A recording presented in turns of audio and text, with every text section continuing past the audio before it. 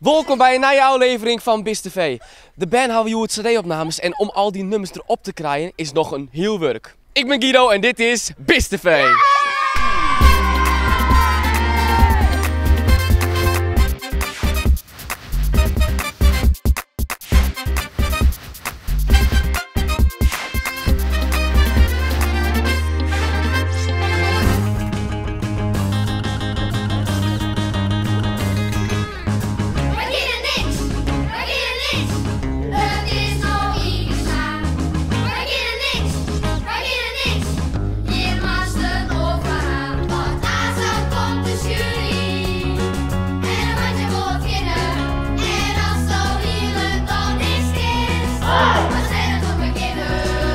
Nieuwe CD-opnames, hoe gaat het?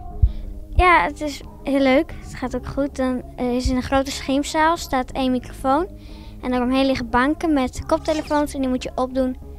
En dan sta je zo op vaste plekken en dan moet je zingen. Wat had Maaike er alle jaren van zangtechnieken geleerd? Ademhalingen en ja, hoe je moet lachen en al om beter te gaan praten.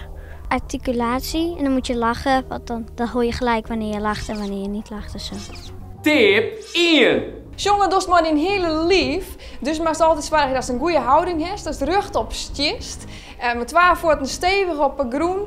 En die holle bij de hege toon net die kin omheen doen, maar altijd die holle rug houden. Als het een touwtje in die kruin heeft. Tip 2.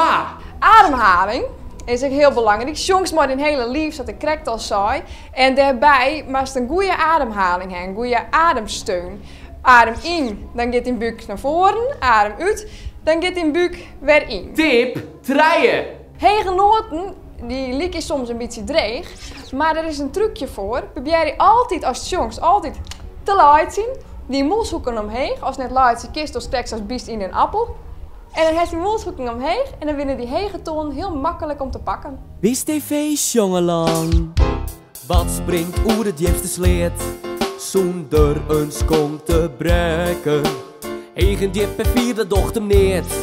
Jouw him maar hegen steken. Een hinder, een hinder. Een hinder is us alle jij de baas. Een hinder, een hinder. Vreeg je oors maar zelfs oors Sinterklaas. BIS TV jongelang.